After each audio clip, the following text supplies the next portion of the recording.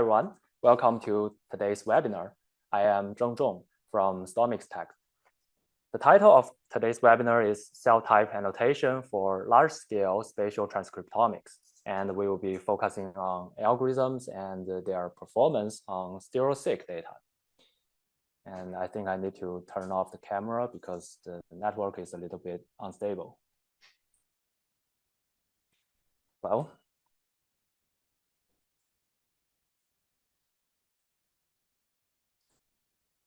I hope you have already heard about Stereo-seq, our sequencing-based spatial transcriptomics technology. Stereo-seq has supported the publication of more than 100 research articles, including multiple papers in Science, Nature, and Cell. In addition to transcriptomics solutions, Stereo-seq also offers other solutions like the proteomics product Stereo-seq and HE-compatible FFPE solution, Stereo-seq Omics. One distinguished feature of Stereo-seq is its multiple chip sizes, starting from less than one square centimeter to very large chips. And besides large chip size, another strength of Stereo-seq is its single-cell level resolution. These figures represent the data in adult mouse brain and mouse embryo, both at cellular resolution. So, how does Stereo-seq achieve such a high resolution? On Stereo-seq chip, there are DNA nanoballs planted with a distance of 500 nanometers. And this is the minimum unit of Stereo-seq data. But in practice, we often combine the spots into larger bins. For example, bin 2 means a 2 × 2 spots area, and bin 4 means a 4 × 4 spots area.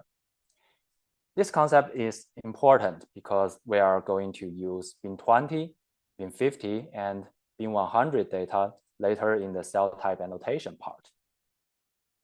Besides combining the spots by squares, another way is using image to separate each cell by their boundaries. This is called cell bin, which is more accurate than bin 20 because it can combine the spots within a whole cell into one data point. Stereo-seq's high resolution and large chip size result in a large-scale data. A single sample may contain hundreds of thousands of bin 20 or cell bin data points, which poses significant challenges to data analysis.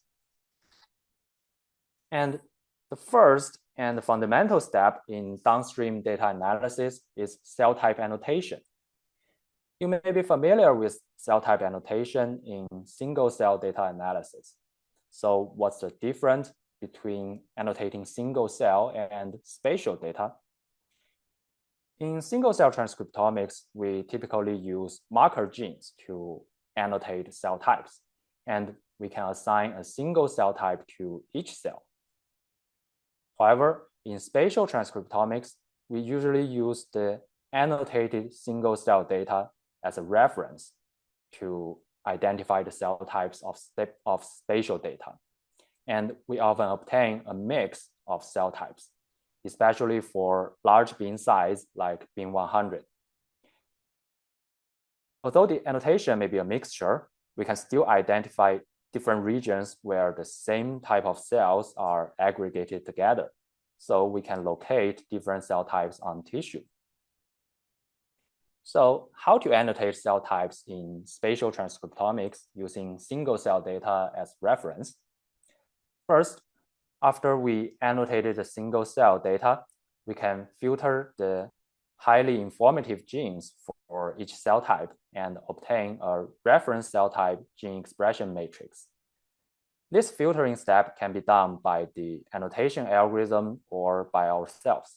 And next, we can put the reference cell type expression matrix and the spatial data together and use some mathematic models to solve the cell types for each location in space.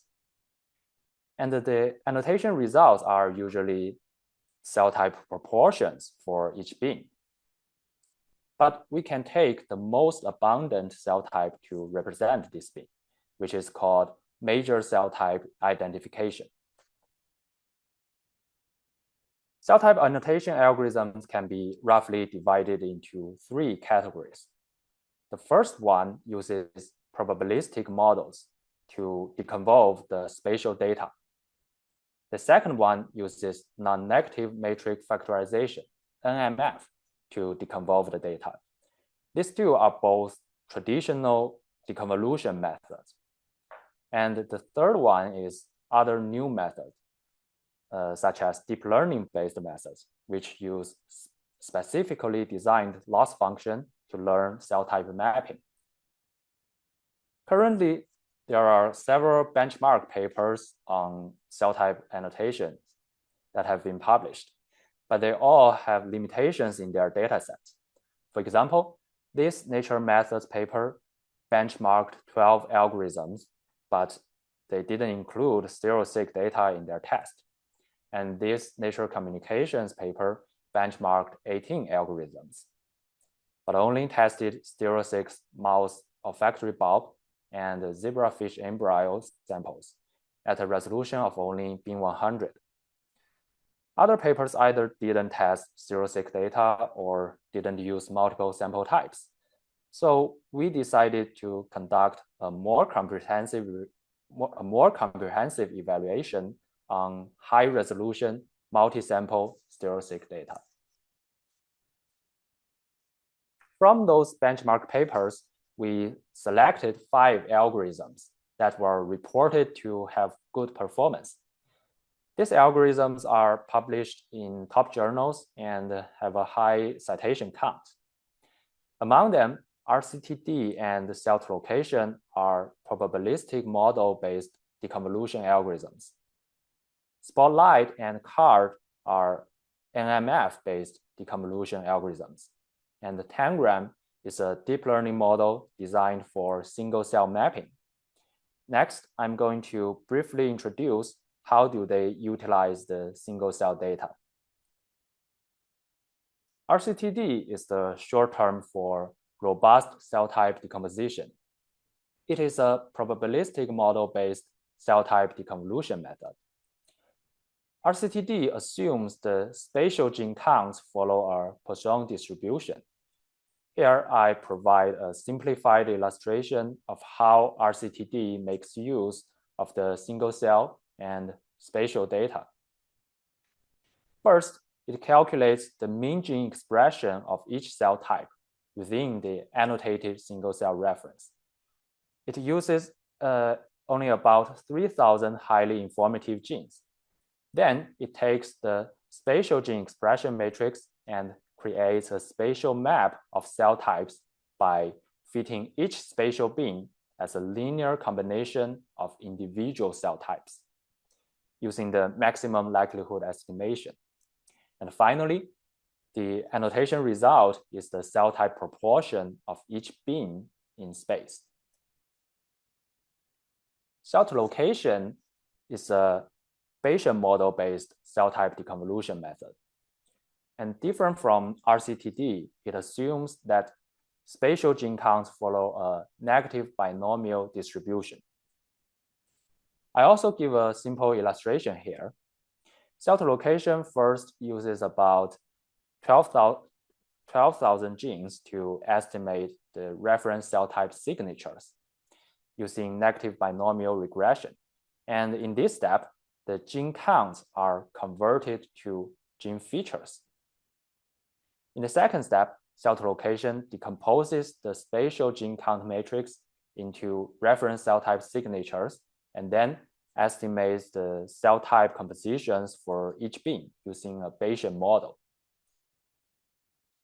Spotlight is another deconvolution algorithm, but it uses non-negative matrix factorization, NMF, instead of probabilistic models.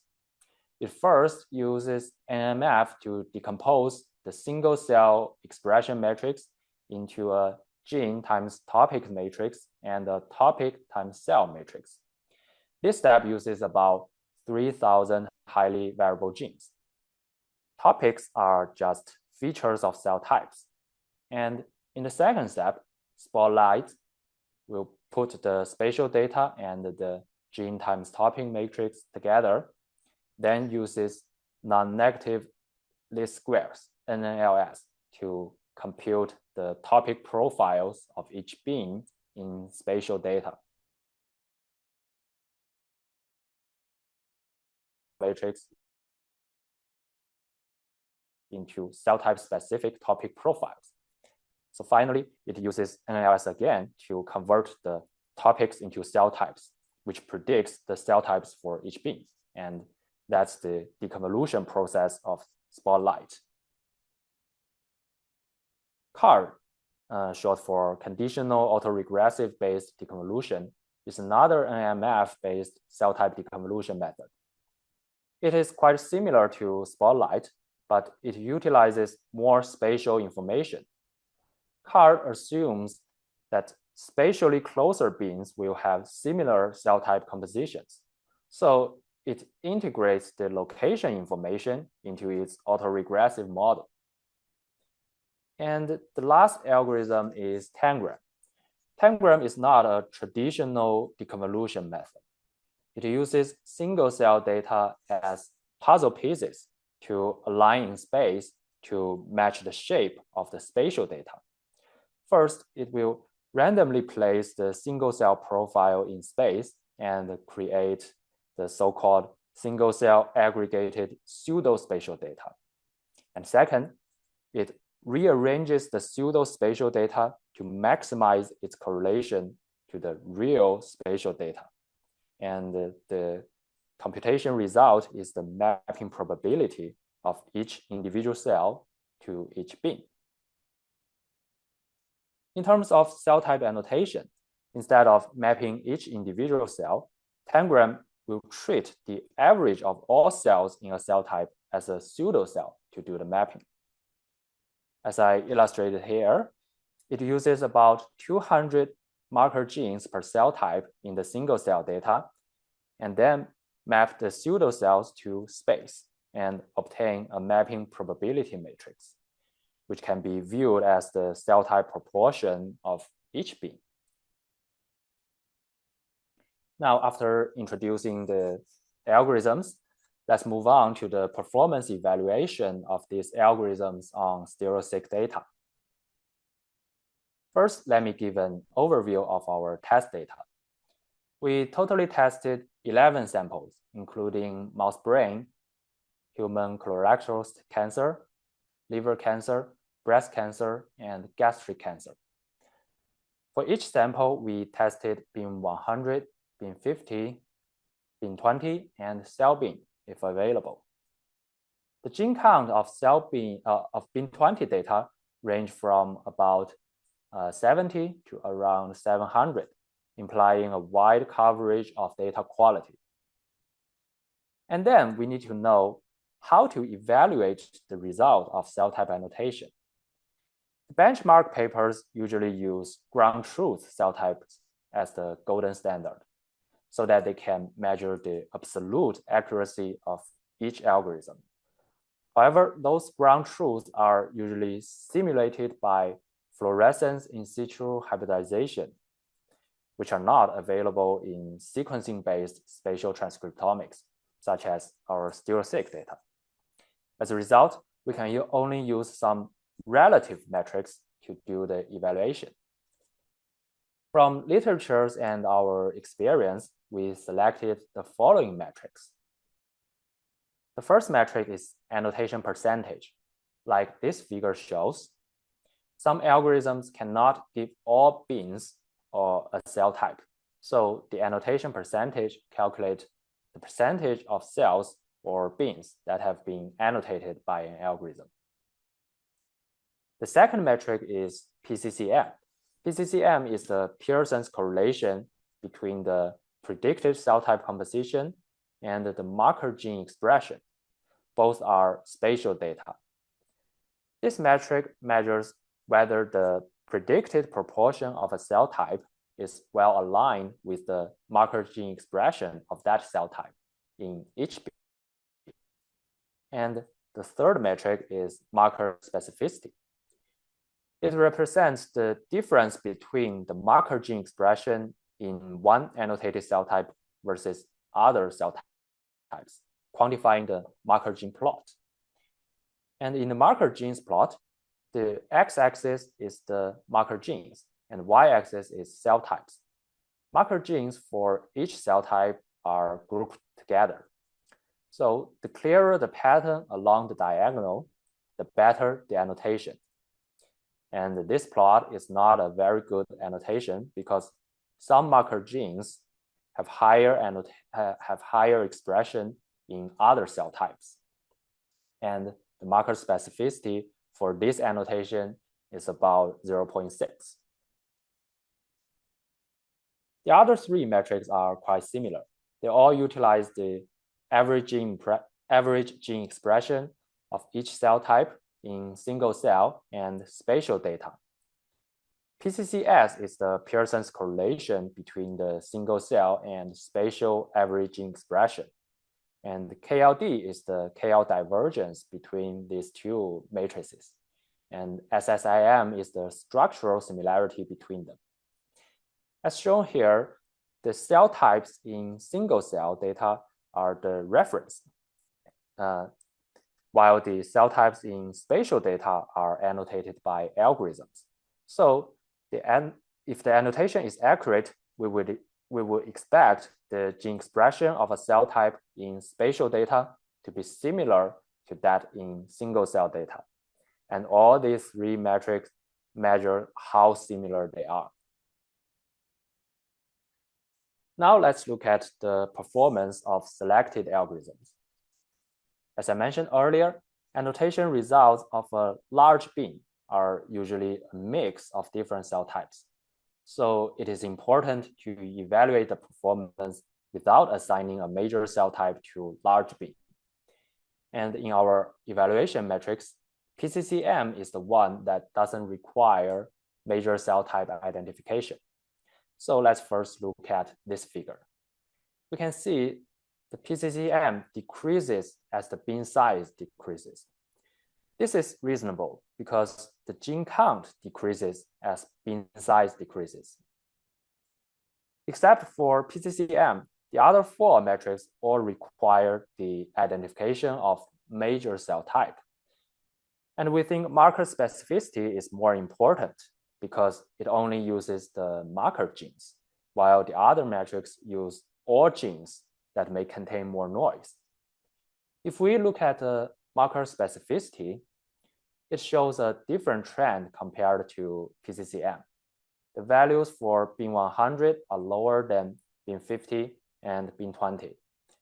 This is because bin 100 contains more different cells in one bin, and the identification of major cell types becomes inaccurate. Then let's take a more detailed look at each algorithm.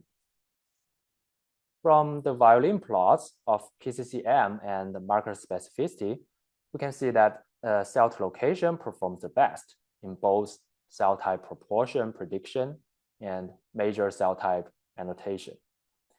It has superior performance in almost all bin sizes. RCTD performs a little bit worse than cell location in bin 100 and bin 50.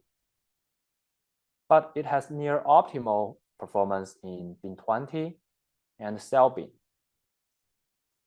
However, if we look at the annotation percentage, many bins or cells cannot be annotated by RCTD. So the near optimal performance is conditional, only valid when we exclude the unannotated bins and cells. Tangram also has comparable performance to cell location, especially at bin 20 level, and it doesn't have the problem of unannotated cells. For the other two algorithms, Spotlight ranks the fourth in PCCM and marker specificity, and CARD ranks the fifth. And it cannot finish bin 20 or cell bin data because it ran out of memory. So you cannot see the purple violins here. In addition to PCCM and marker specificity, the result of the other three metrics are shown here. Similar to marker specificity, these three metrics all need the identification of a major cell type.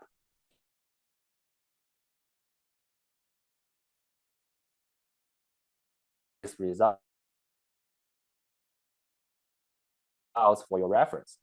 And briefly speaking, RCTD and Spotlight are the tops in PCCS and structural similarity, while Tangram ranks the first in tail divergence, especially at bin 20 and cell bin level. Besides the annotation performance, computational efficiency is another very important factor when we are analyzing large-scale stereo-seq data. And here I summarize the time and memory consumption of these algorithms. Cell location requires the most time and requires a lot of memory, while Spotlight requires a little bit less time, and but the memory usage is higher than cell location. And RCTD also takes less time to run, and it runs very fast if the data size is small, and the memory usage doesn't increase as much with the data size. And for Tangram, it runs the fastest and requires the least memory. And in this part, I want to say that because our GPU only has a very small memory, so we run the cell bin and the bin 20 data on CPU.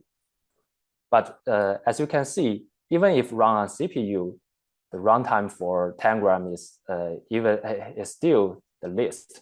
So if you have a GPU with more memory that can hold the cell bin or bin 20 data, Tangram can be further accelerated. And for card, although it is quite fast, it uses the most memory and cannot finish bin 20 and cell bin data within 500 GB of memory.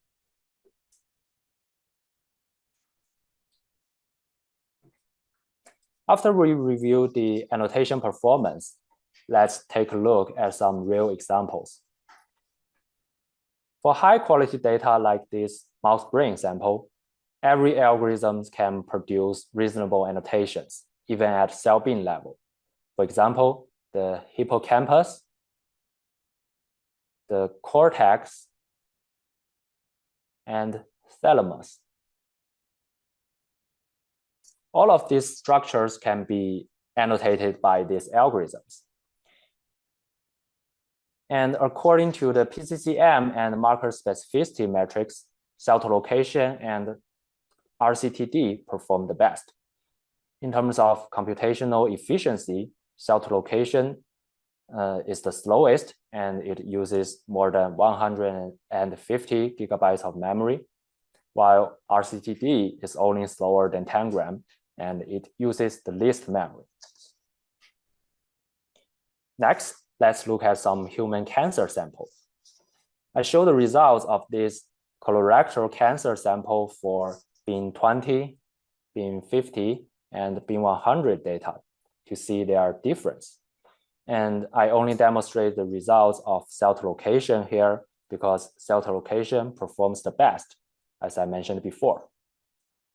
From the marker genes plot, we can see that the annotations of bin 20 shows the clearest pattern along the diagonal, indicating that bin 20 is more suitable for major cell type identification comparing to bin 50 or bin 100.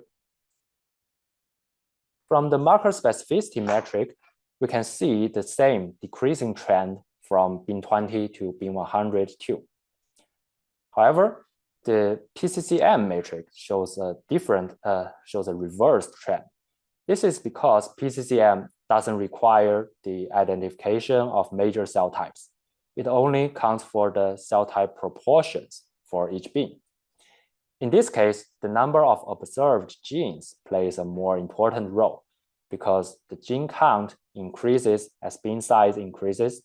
The PCCM matrix also increases. We can see this trend more easily in the cell type proportion plot. From bin 20 to bin 100, the pattern of each cell type becomes clearer and clearer. So we think bin 100 is more suitable for cell type proportion prediction because of high gene count. We can draw similar conclusions from another sample. In this sample, both bin 20 and bin 50 have similarly clear pattern of marker genes comparing to bin 100. And we can see a leap in the marker specificity metric from bin 100 to bin 50. On the contrary, for cell type proportion plot, instead of bin 20, bin 100 data shows a clear pattern of smooth muscle and B cells. So these two colorectal cancer samples both draw the same conclusions that bin 20 is more suitable for single cell type identification, while the bin 100 is more suitable for cell type proportion prediction. Now let me show you another sample with more immune cells. This sample only has a median gene count of 98 for bin 20 data, much lower than the previous ones. But we can still annotate its immune cells. And for example, this large area and this region among the goblet cells and this region beside the smooth muscle.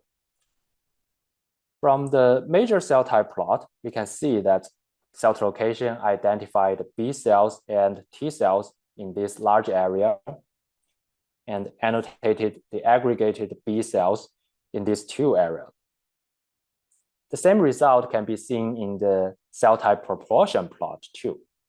And the marker genes plot also shows a clear pattern of the immune cells, indicating a good annotation. Besides cell location, other algorithms like RCTD, Spotlight, and Tangram can annotate these immune cells too. From the metrics, we can see that RCTD performs the best, followed by cell location and Tangram. However, RCTD only annotated about 73% of bins.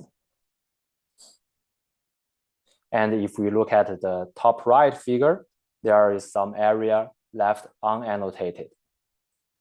This is because RCTD will filter out low quality bins by default.